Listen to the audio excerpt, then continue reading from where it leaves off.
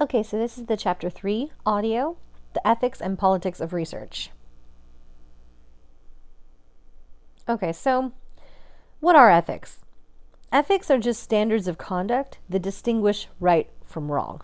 So when it comes to research ethics are just standards that apply to conducting and reporting research to make sure that since we're using data that comes from or is directly from humans and human interaction, we need to be respectful of that fact and not hurt, our participants. So what are the sources of ethical standards? There's obviously the norms and values of the larger society. There's professional codes of conduct that we'll talk about. And of course, there's federal ethical regulations that, again, we'll talk about where those came from. So many ethical standards are not clear-cut. They depend on the situation and are subject to interpretation. So we'll talk about some of those gray areas as well. Okay, so when it comes to ethical issues in the treatment of research participants, the first is potential harm. So personal safety is the right of every research participant.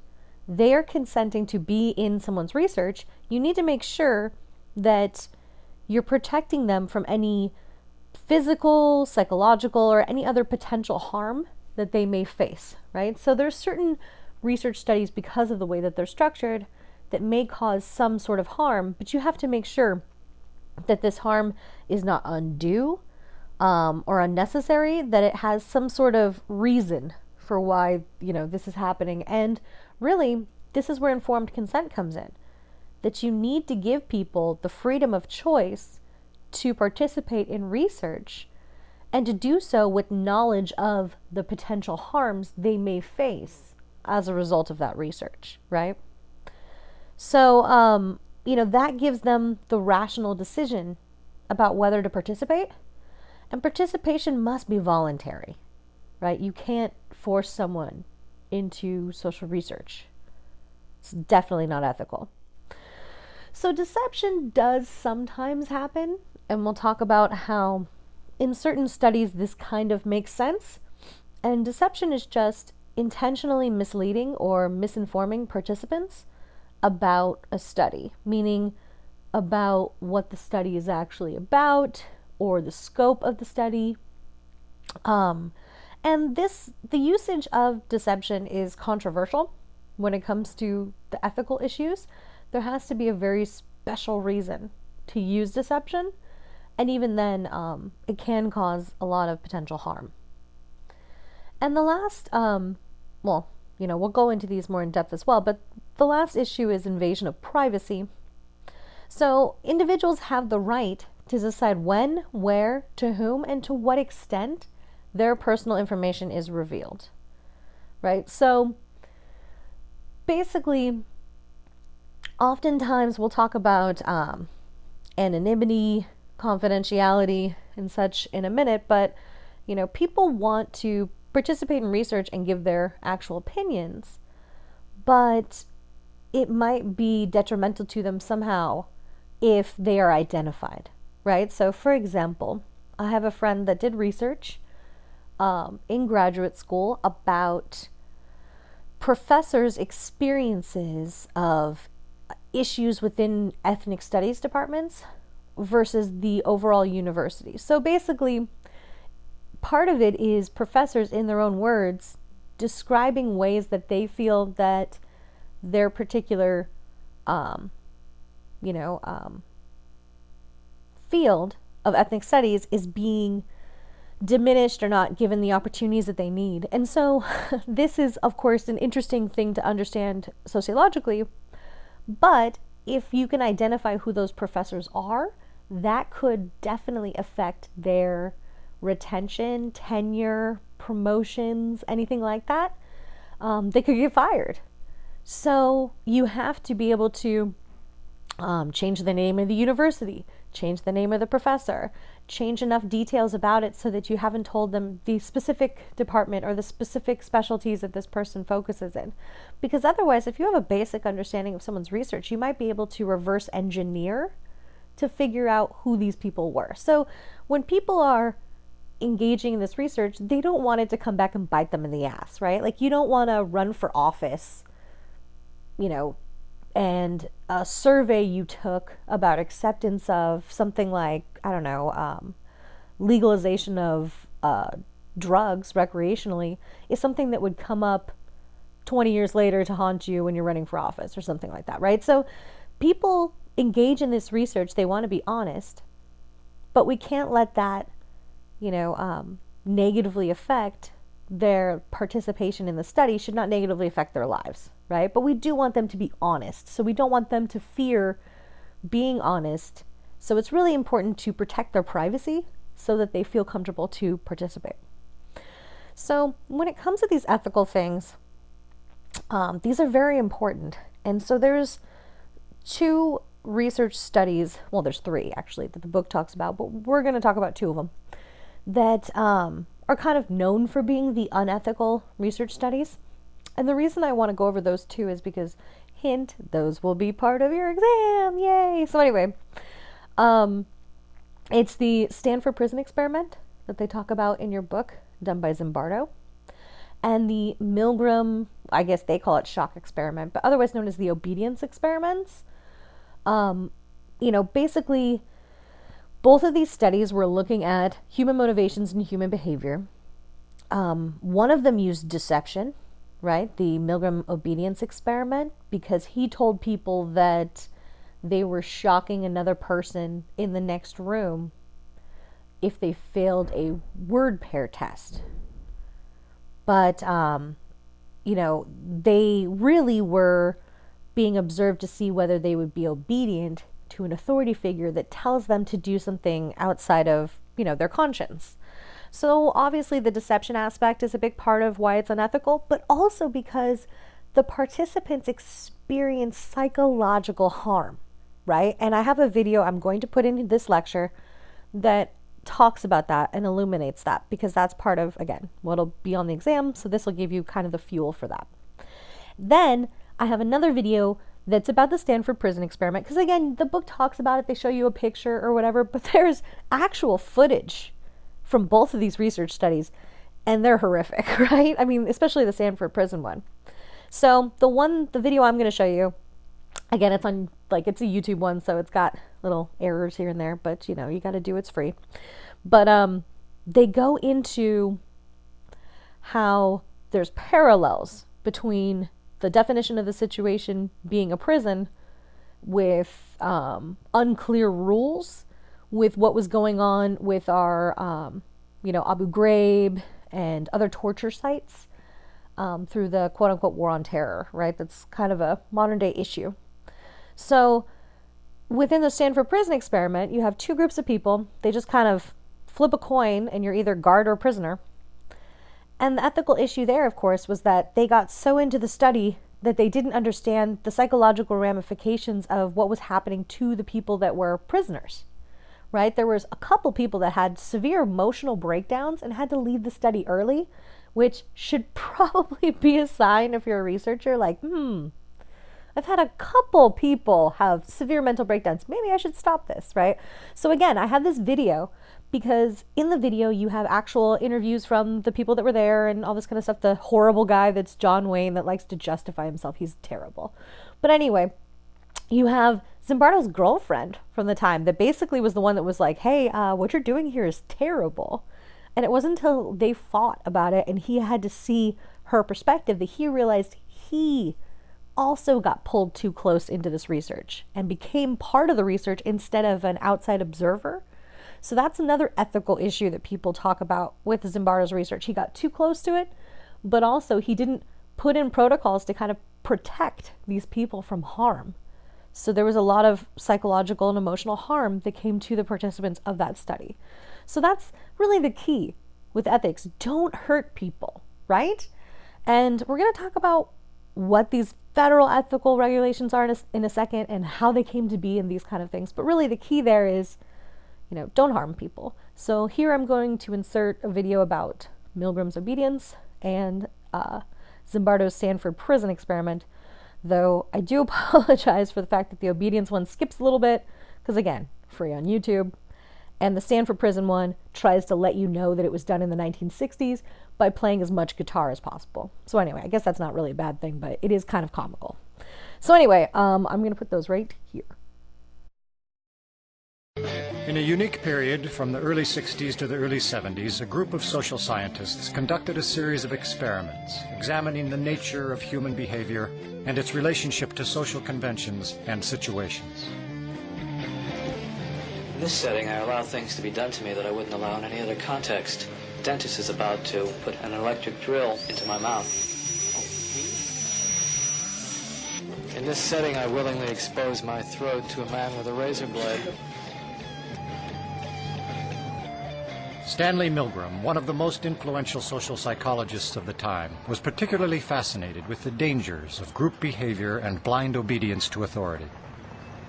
What is there in human nature that allows an individual to act without any restraints whatsoever, so that he can act inhumanely, harshly, severely, and in no way limited by feelings of compassion or conscience?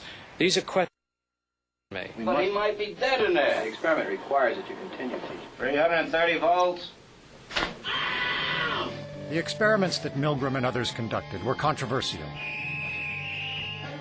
and for ethical reasons may never be conducted again. Yet the results of those experiments remain groundbreaking, profoundly revealing about the tensions between the individual and society, and increasingly relevant to contemporary life.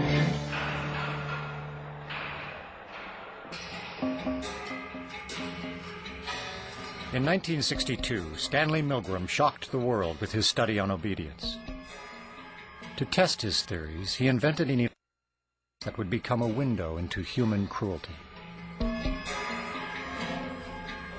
In ascending order, a row of buttons marked the amount of voltage one person would inflict upon another.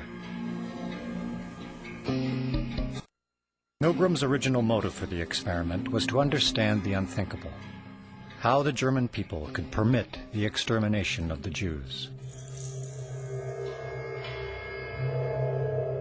When I learn of incidents such as the massacre of millions of men, women, and children perpetrated by the Nazis in World War II, how is it possible, I ask myself, that ordinary people, who are courteous and decent in everyday life, can act callously, inhumanely, without any limitations of conscience? Now, there are some studies in my discipline, social psychology, that seem to provide a clue to this question.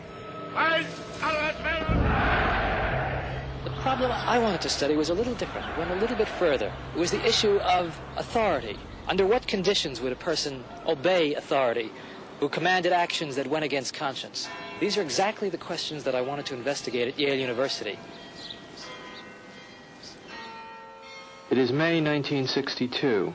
An experiment is being conducted in the Elegant Interaction Laboratory at Yale University.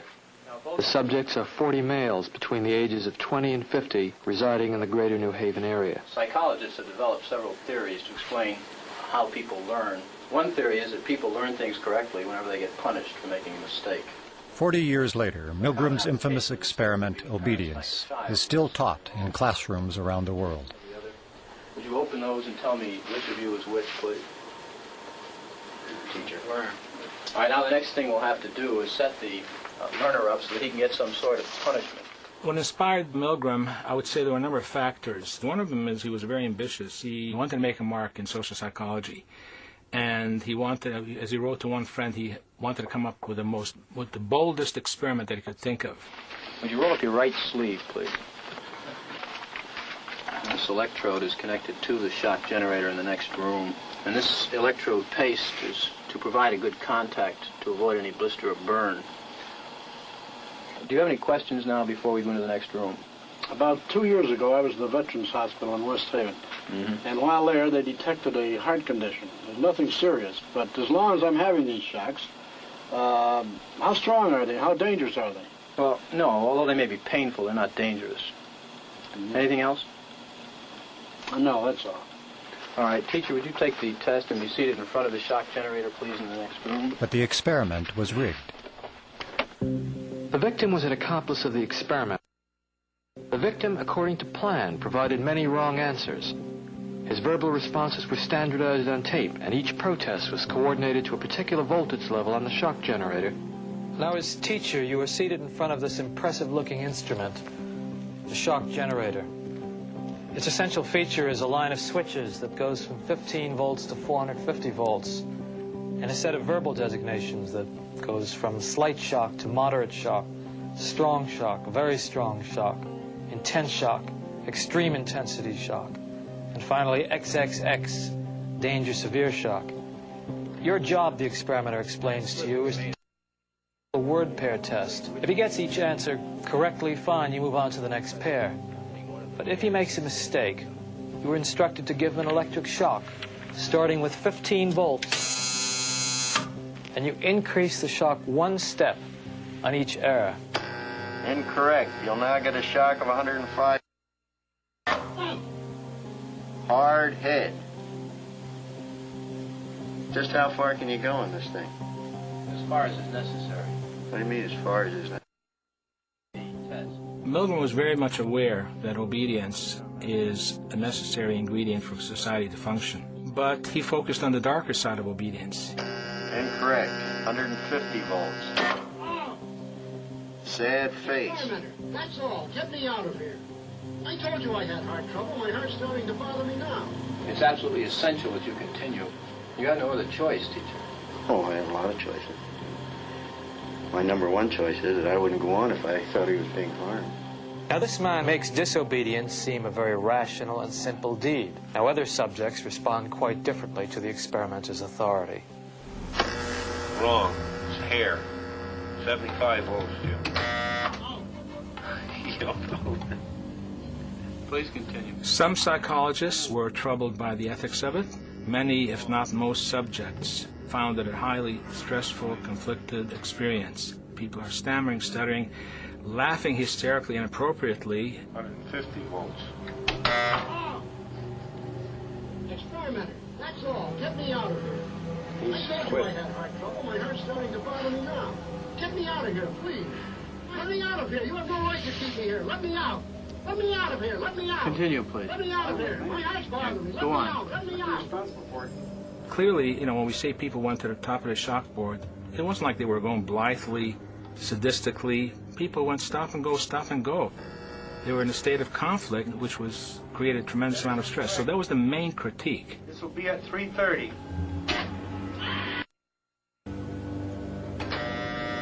As his voice began to show increasing frustration, so did I.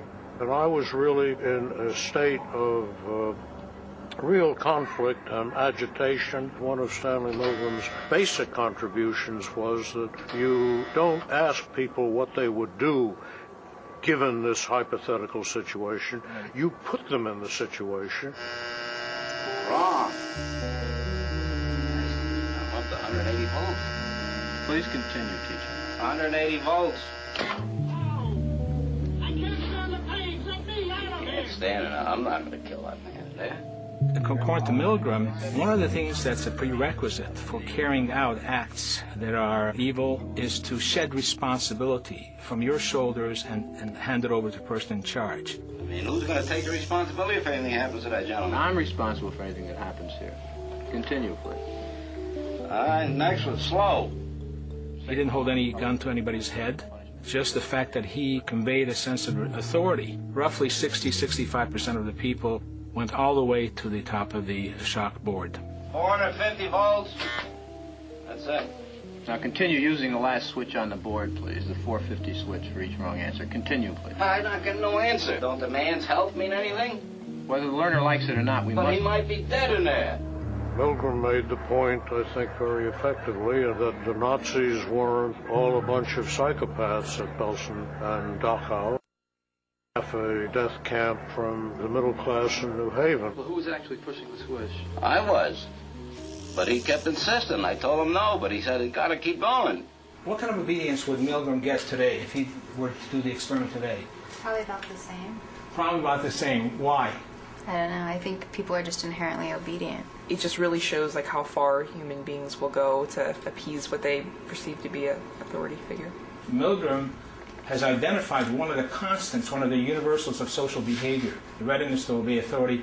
cuts across time. It's a constant. The other outstanding and distinctive thing about the obedience experiment is how much it has and keeps on permeating contemporary culture and thought. It's still with us in very, very important ways. In 1971, in the basement of the psychology department of Stanford University, a mock prison was created. It rivaled all social psychology experiments in controversy. Shortly after I finished this Stanford prison study, Milgram embraced me and said, "I'm so happy that you did this." He said, because now you can take off some of the heat that he's had to bear alone of having done the most unethical study. Although this experiment is over 30 years old, its enduring power has been underscored by the events at Abu Ghraib. When we got to Abu Ghraib, it was eerie. People were being told to rough up Iraqis that wouldn't cooperate. I mean, they're torturing, they're abusing detainees. You're looking at the situation thinking, they've condoned this, but why? And if it wouldn't have been for those photos, no one would have ever believed what was going on over there. When I first saw the pictures, immediately a sense of familiarity struck me, because I knew that I had been there before. I'd been in this type of situation. I knew what was going on in my mind. The photographs were strikingly familiar to the photographs that we had taken, many of the photographs I had taken in the prison study. We didn't do any of the stuff as you see in Abu Ghraib, where they, get into a big pile or something like that. But I certainly subjected them to all kinds of humiliations. I don't know where I would have stopped myself. Given enough time, we could have got there. When the images of the abuse and torture at Abu Ghraib were revealed, immediately the military went on the defensive, saying, it's a few bad apples. When we see somebody doing bad things, we assume they were bad people to begin with. But what we know in our study is there are a set of social psychological variables that can make ordinary people do things they never could imagine doing. At Abu Ghraib, ordinary people perpetrated extraordinary abuses. To understand why, it helps to reach back to the lessons of Zimbardo's experiment, how people respond to a cruel environment without clear rules.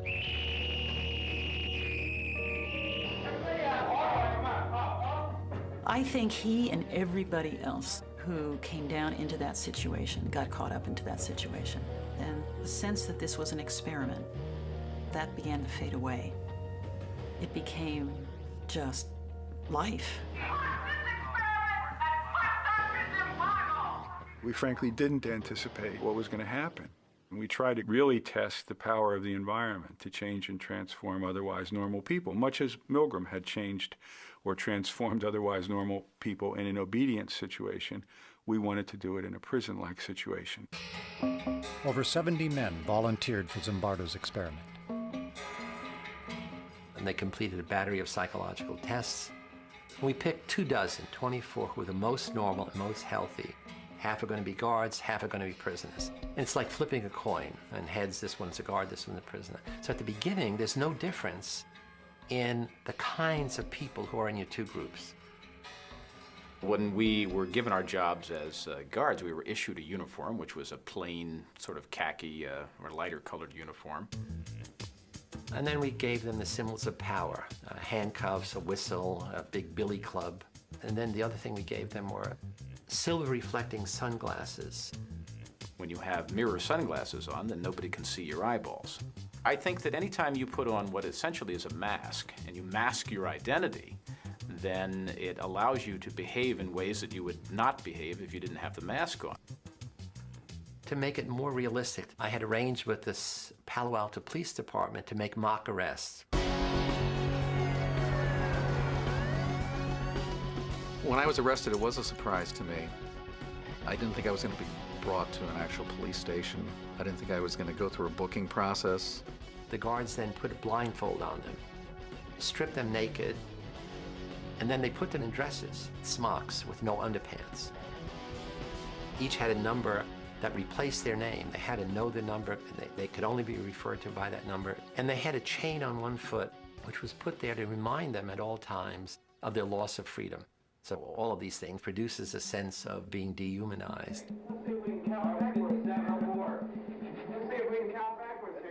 On the first day, I said, this is not going to work. I mean, the guards felt awkward giving orders, and they'd say, okay, line up, repeat your numbers, and the prisoners would start giggling. I don't want anybody laughing. 3, 2, 1. And then a very interesting thing happened. Dave Eshelman, who the prisoners named John Wayne, like he's a Wild West cowboy, he begins to be more extreme. I decided that I would become the worst, most intimidating, cruel prison guard that I could possibly be. I see in the future that you do work when you're told. Say it again. Thank you, sir. Say bless you, correctional officer. I was sort of fascinated myself that people were believing the act, and I was trying to see how far I could take it before somebody would say, okay, that's enough, stop. We did have to do things like push-ups. We would have to sing things. At the beginning, we protested some of the actions. We did things to irritate the guards. So the guards' authority was challenged right off the bat. And the guards had to decide how they were going to handle that, and they had to decide it without our input. I mean, again, this was not a Milgram study in which we were standing over them telling them what to do. And they began to see the prisoners' behavior as a kind of an affront to their authority, and they began to push back. We would ramp up the general harassment, just sort of crank it up a bit. Nobody was telling me I shouldn't be doing this. The professor is the authority here. You know, he's the prison warden. He's not stopping me. This is unbelievable. They took our clothes. Hands off the door. There was the first evening a kind of rebellion that took place. The prisoners rebelled. They barricaded themselves in their cells and said, we refuse to come out. They took off their numbers. They didn't want to be de-individuated. They started cursing the guards to their face. And the key turning point was the guards began to think of them as dangerous prisoners. And so the guards formulated a plan to use fire extinguishers, took the doors down, dragged the prisoners out, stripped them naked, and essentially broke the rebellion in a purely physical way. From that point on, the study was as remarkable a series of events as I've ever seen. It was a real laboratory for Zimbardo and I to watch human nature transformed in a very rapid way in the face of a very powerful situation. People really suffered. I mean, guards did terrible things to the prisoners. They punished them by putting them in solitary confinement, which was a small closet. You could squat or stand, but you couldn't sit, and it was dark and dank, actually. Every hour, every day, there's a teeny little bit more of an increment. And they're stepping up, taunting the prisoners. They're stepping up. The count's not letting them sleep. They're stepping. I don't think from 1 minute to the next, the people who are in it see the change and see the difference.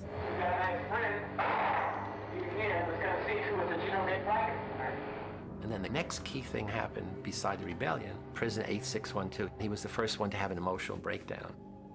I feel really fucked up inside. You don't know. I gotta go. To a doctor, anything. I mean, Jesus Christ, I'm burning up inside. Don't you know? I'm fucked up. I don't know how to explain it. I'm all fucked up inside. Help me out! Help me now! At the time, if you had questioned me about the effect I was having, I would say, well, they must be a wimp. They're weak, or they're faking. Because I wouldn't have believed that what I was doing could actually cause somebody to have a nervous breakdown. It was just us sort of getting our jollies with it. Let's be like puppeteers here. Let's make these people do things. What if I told you to get down on that floor and fuck the floor? What would you do then? The guards now began to escalate their use of power. Some of them had prisoners clean out toilet bowls with their bare hands. They now taunt, humiliate, degrade the prisoners in front of each other, and they exert arbitrary control over the prisoners. They keep thinking of more and more unusual things to do. And very soon after the fourth day, things begin to turn sexual. You be the bride of Frankenstein, and you be Frankenstein. I want you to walk over here like Frankenstein and say that you love Superman. If you want to fully sort of humiliate somebody, then you want to get them in those things where their biggest fears are. And a lot of us have a lot of sexual hang-ups, and so that was part of that effort to humiliate them even further. Get up, Lord. I love you, True Athlete. I love you, True Athlete. You're smart, True Athlete. You get down here and do 10 push-ups. The guards knew that had the coin come up heads rather than tails, they would have had the dress on rather than the uniform on. They knew that. So they certainly knew that the prisoners who were being mistreated had done nothing wrong to deserve the mistreatment. And yet the roles themselves were so powerful and the environment itself was so powerful that they ended up punishing those prisoners as though they had done something wrong. Prisoner 819 did a bad thing. We were told to chant something about how he was a bad prisoner. And at the time I went along with it, I'm thinking, what does this matter? We don't believe this, but we can go along and chant it. Because of what prisoner 819 did, myself is the best. Because of what prisoner 819 did, myself is the best. That night, he had a breakdown. Every day after that, another prisoner broke down in a similar way. Broke down, I mean, extreme stress reaction. We released another one on Tuesday, Wednesday, Thursday. Nobody who was in that study could deny that the prisoner breakdowns were genuine. They were scary to see. They were upsetting to us. They were unexpected, but they were very clearly the real thing. At some level, we understood that something was happening that we were no longer in control of. It was damaging people. We didn't quite have a grasp on what to do about it. One of the mistakes we made was that we hadn't built in time to step back and to look at what was happening and call it what it was, which was mistreatment. We were caught up in the events that were taking place. Or you can keep your blankets, and 416 will stay in another day. We got 3, guess 1. Keep your blankets, 416, you're going to be in there for a while. So just get used to it. On the 5th day of the study, Zimbardo invited his girlfriend, recent psychology graduate Christina Maslach, to visit the mock prison. I had heard bits and pieces from Phil about what was going on. And then when I was down there that evening, it really was kind of a wow. The thing that really got to me was when some of the guards took the prisoners down the hall to the men's room. She looks out and sees a line of the prisoners with paper bags over their heads, each one holding the other one's shoulder. And they're leading them down the hall. And Phil comes over and look, my God, look at that.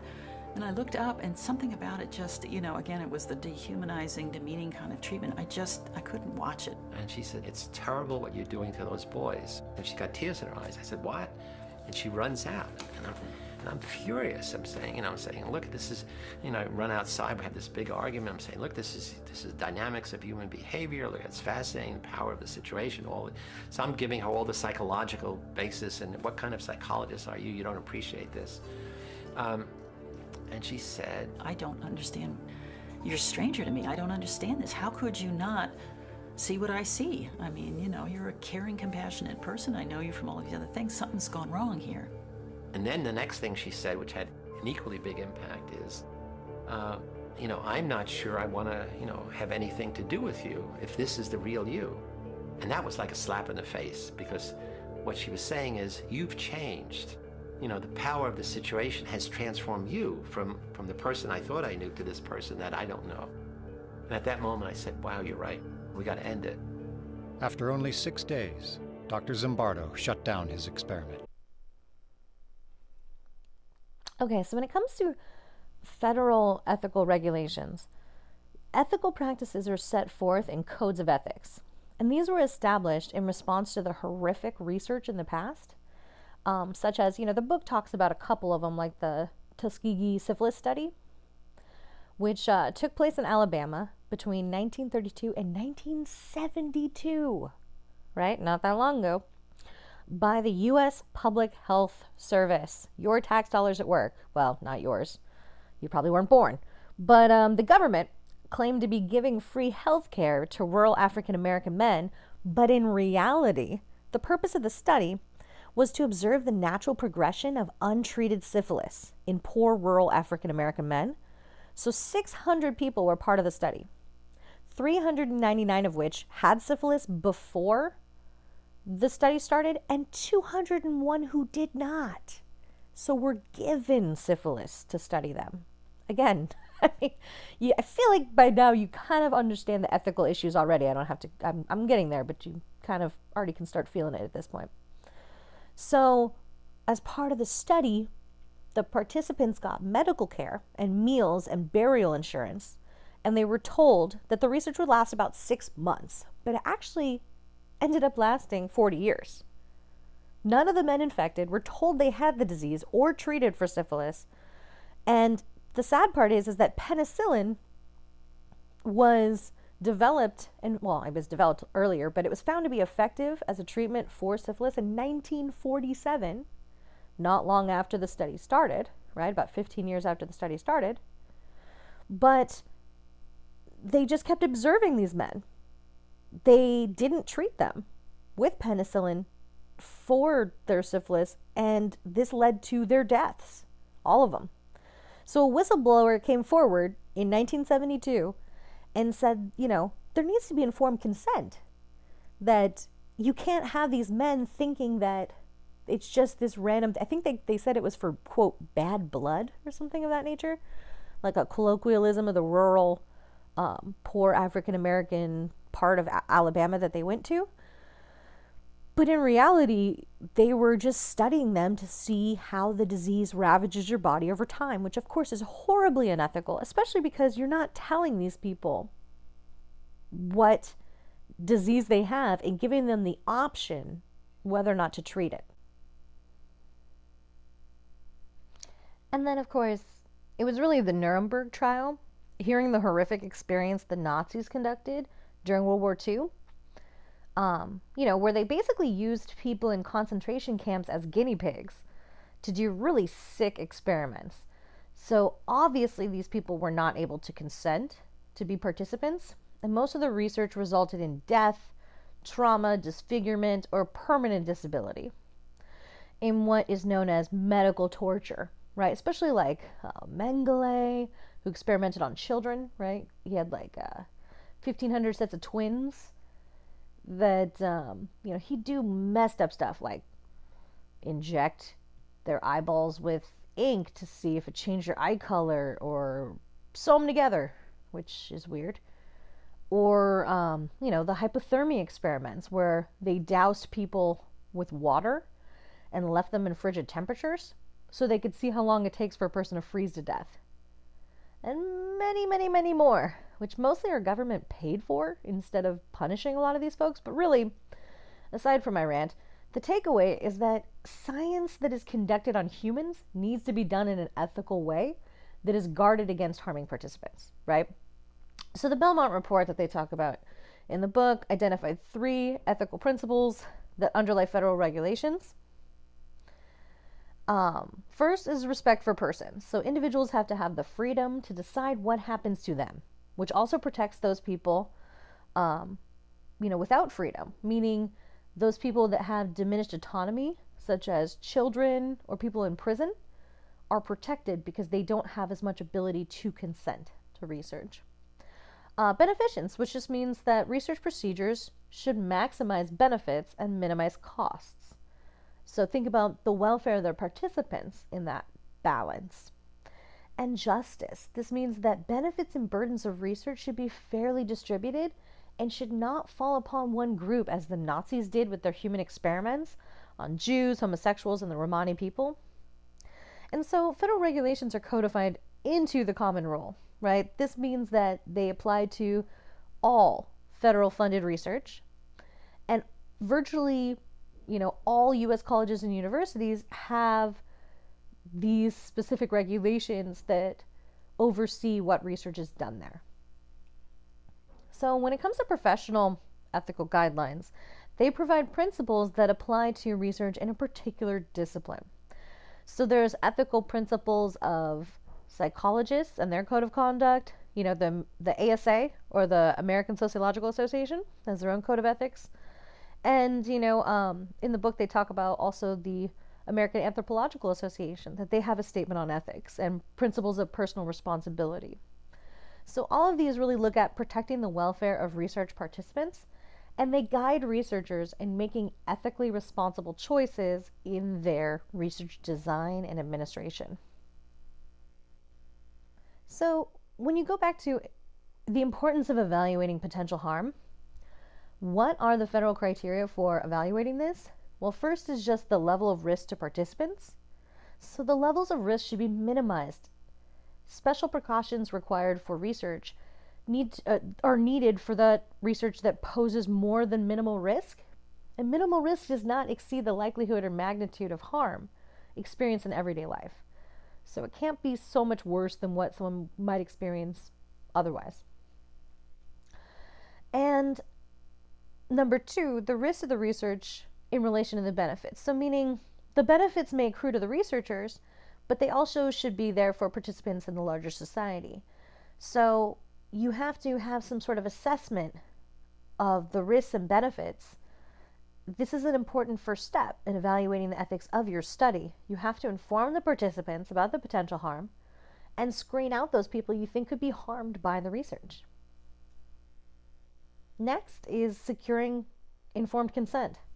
So federal regulations ordinarily require written consent with some exceptions in social research, meaning if participation involves no more than minimal risk, like a emailed survey or something like that, and when not obtaining written consent would adversely affect the rights and welfare of participants, right? So it's important to have, in almost all cases, you have some sort of written consent form for the purpose of the ethical checks against what research you're providing. So participants must be given enough information to make an informed decision about whether or not to participate. They have to be voluntary participants, and the information about the study must be conveyed clearly. So this means even if a participant has gone through the research, but later does not want to be part of the research, that's their right. And that has to be clearly told to them before the research. So typically the way this works is you develop an informed consent document that you hand to a research participant and you go over with them to sign and date before you start the research. And again, if they decide later, you know, I signed that form, but I don't want to be a part of this research, that's fine, right? That's their right. So there is a checklist that the book talks about, so I'll just kind of briefly list them here. There's 2 slides of this, but basically, if you're trying to create an informed consent document, you have to think about these things. So you need a statement that the study involves research. You need an explanation of the purpose of the research for that participant. You have to give them the expected duration of their participation, right? And which has to reflect the reality, not like the Tuskegee thing where they said it would be 6 months and it was 40 years, right? You have to give a description of the procedures that are going to be followed, a description of any reasonably foreseeable risks or discomforts to the participant. That's the only way that they can have the informed consent to decide whether or not to go forward. You have to give them a description of any benefits that they may receive. So sometimes some research will offer like let's say, I'm sure you've done one of those surveys where they say, if you take this survey, you could win a $25 gift card or something like that. That would be an example of number 6. A statement describing how, if applicable, the confidentiality of records will be maintained. So this is important because if you're taking someone's personal information, you have to explain how you will make sure their information remains confidential. So will this be something that is under lock and key in a file cabinet? Is this something that will be stored on a secure server, outside of a cloud device? Or, what protocols you're going to take to make sure this information is not traceable back to the person who was part of the research. An explanation of whom to contact for answers to pertinent questions about the research and the research participants' rights, and whom to contact in the event of a research-related injury to the participant. So these are things that hopefully don't happen in research, but it's a CYA situation where you want to make sure you have this covered. So often, if people have questions about the research, the person they can contact is not just the researcher themselves. Like, let's say you're a student conducting research through Cal State Fullerton, then myself as your faculty advisor would probably be the one they're calling to contact, right? To get further explanation about anything that they have any issues with, right? Or sometimes this is some members of the IRB board themselves who have vetted this research, and their contact information is there to kind of talk to them about what rights they have, or, if an injury or those kind of things. And there also has to be a statement in the informed consent document that participation is voluntary. So refusal to participate will not involve penalties or loss of benefits, right? And participation may discontinue at any time, right? So that's a big one, because if people want to okay, well, I did the interview, but you know what, I don't want to be a part of it, that's fine, right? They have that right, and it has to be stated as which in the form that they sign and that you go over with them as the researcher.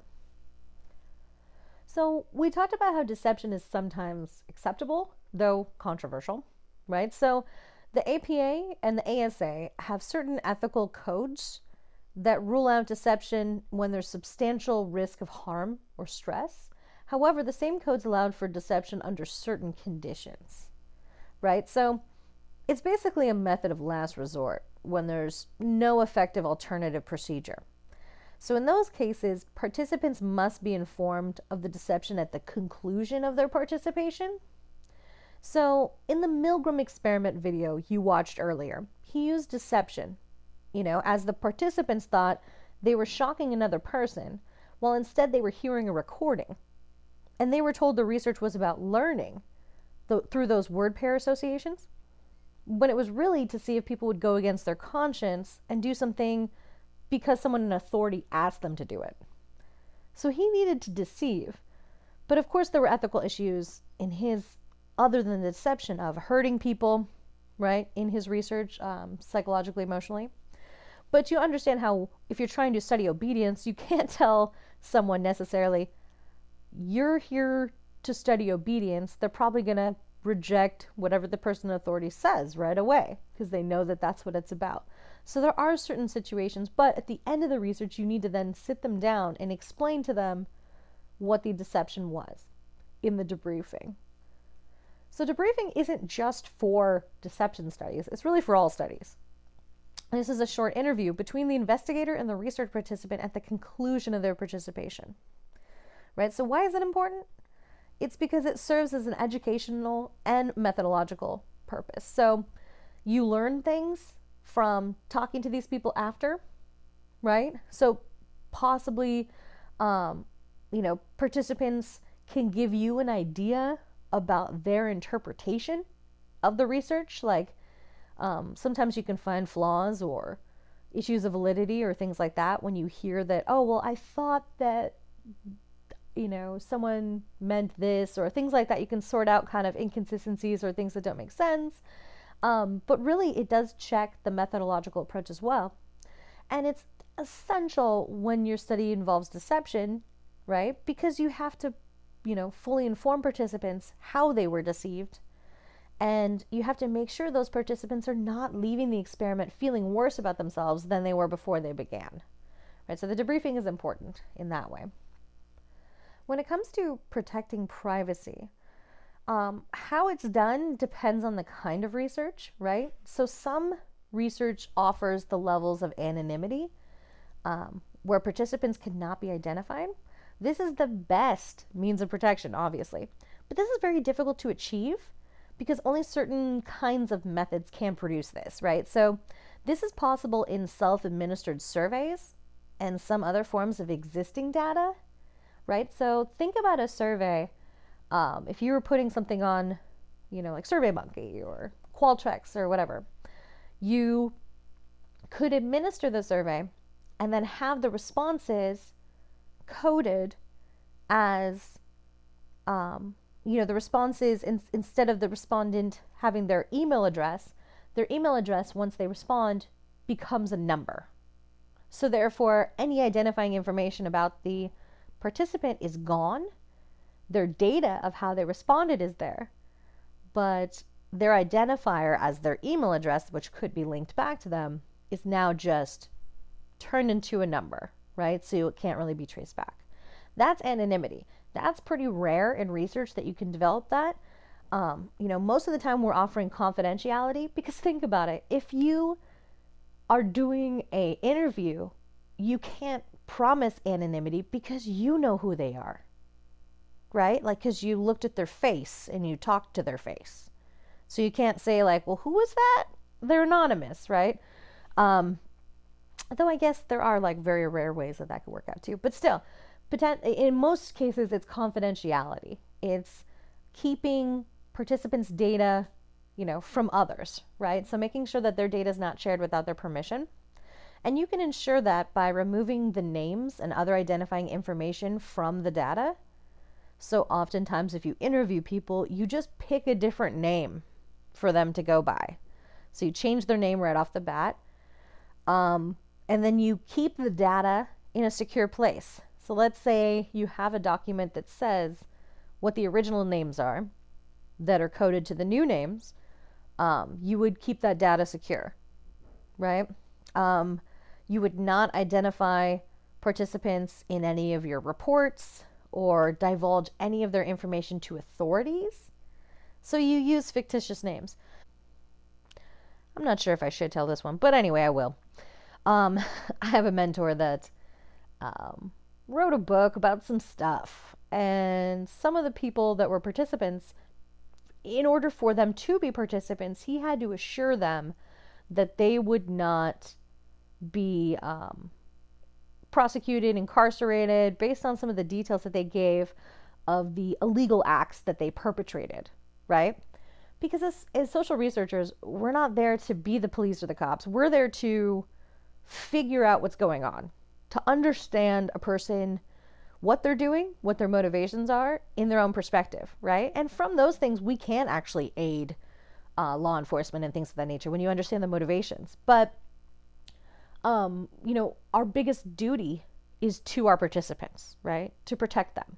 So my mentor wrote this book, did all this research years ago, but one of his respondents is in jail for life, and another one there's like an open federal case against, and oftentimes law enforcement will try to contact him or whatever, because there's hints or ideas that they think that these people might be connected to his research, and basically the way that it works for him is he has a lawyer that just sits on the data, and if there's ever any question, everything gets shredded.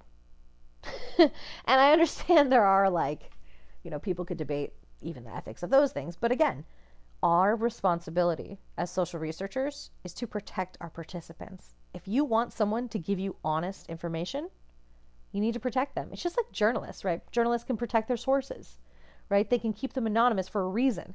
Because if people are going to whistleblow, like in the Tuskegee experiment situation, right? If people are going to go out there and say, hey, this is a terrible thing that's happening, but they know they're going up against strong forces that don't want that information to come out, they know they can face negative repercussions. So it's the same thing with this. Especially if you're doing deviance or criminal justice or any sort of, criminological research that looks at deviance, you're going to need to make sure that your participants feel comfortable to tell you the truth. They're not going to tell you about the illegal activities they engage in if they think you're going to go tell the police after, right? So you need to be able to promise that. So that's part of that confidentiality as well. It's just not sharing those things with others without their permission. All right, so the book goes through this kind of step by step. I'm just going to touch upon a little bit of this process of ethical decision making. So first, a researcher needs to be aware of what the federal regulations and professional ethics are, right? They need to know those codes to prepare them to design ethical research studies. So then a researcher needs to assess the costs and benefits of the proposed research and identify and address areas of ethical concern. So researchers can predict this by thinking, how might the research harm the participant in any way? Once they determine harm, they can guard against it in the research design. So then you do the proposal for the IRB. Once they approve you, though sometimes they'll give you a revision or two, you can go on to collect your data for your research. So speaking of IRB, The IRB is basically required to assure compliance with federal regulations. So all U.S. colleges and universities that are conducting research have their own IRB for that college, right? And the way it works is researchers have to submit a proposal to the IRB, and they have to, again, specify how participants' rights are being protected. And, with the consent form, they have to give, like, if they're going to do a survey, what their survey would be, as an example, so that the IRB can check that these things are ethical. So sometimes your proposal would be judged as exempt, approved, disapproved, or requires modification in order to safeguard against any sort of, unethical research being produced at these universities. So, politics is complicated when it involves social research because politics involves value judgments, right? So politics may influence research at an individual or a structural level. So personal values affect political ideology. When you talk about social and political issues, you're basing your positions on your values and your beliefs. So this makes, which in our system tend to be associated with one of the two major political parties and the ideology that comes with them. But there's also groups, professional organizations, and political systems at all levels. So it's not just individuals, but also groups that have political opinions based on their value systems. And what things they support are a reflection of those values.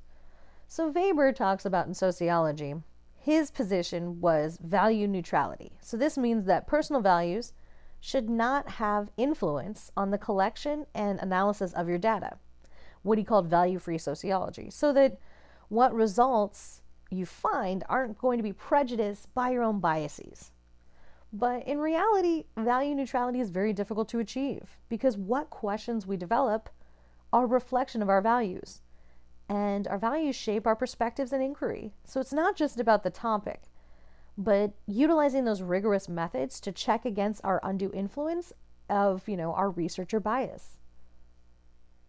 So how does politics shape topic selection? Well, personal values, again, of the researcher is going to affect what interests them and how they want to approach a particular research topic. So values and topic selection are really the products of the culture and time that they come out of too. So they're kind of a reflection in that way of that value system.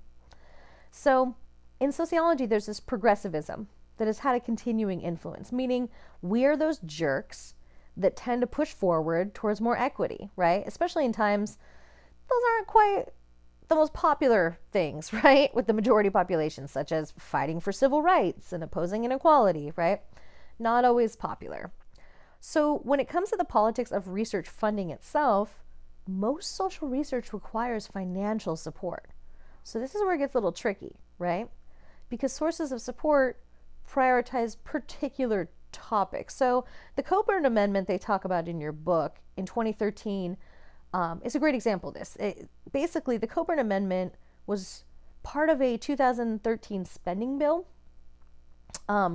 which again shows how politics influences research, where Senator Tom Coburn inserted language into the 2013 spending bill that restricts NSF funding in political science. So a lot of people argued this was a way of politicians trying to say they're only going to fund research that they want to see or value ideologically. So this flies in the face of scientific exploration and understanding. So basically, if your topic is politically controversial, you're not going to have the money to get your research project off the ground. So this is where it becomes, important what the political and social values of your culture are as to whether or not you can even do your research.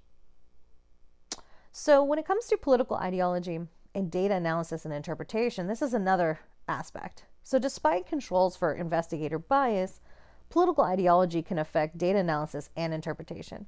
So the book gives examples of research on same-sex parenting that kind of illuminates how bias affects these things, right? So researchers with political views hostile to homosexual adoption are likely to report more negative outcomes for children of same-sex parents than opposite-sex parents. right? And researchers that are sympathetic to homosexual adoption are likely to report no differences in children raised by same-sex versus opposite-sex parents. So analysis, when you really look at it, when you take the compendium of studies together and kind of look at the strengths and weaknesses of them, which again, the book goes through, the analysis does show some differences, particularly in the gender and sexual preference behavior. Basically shows that the difference between children raised by same-sex parents versus opposite-sex parents is that they develop less gender and sex stereotypical ideas than their peers do. Ooh, scary, right? But still, the idea is that if a researcher has their own prejudice against homosexuality, that's going to affect, they're going to see more boogeymen or more skeletons in the closet. And the researchers that are supportive of these things will really downplay the differences, which again, these are problems because what you want to find is just what the objective reality is. But again, is reality objective? We're going to talk about a lot of postmodern ideology that says nope, so we'll get into that later.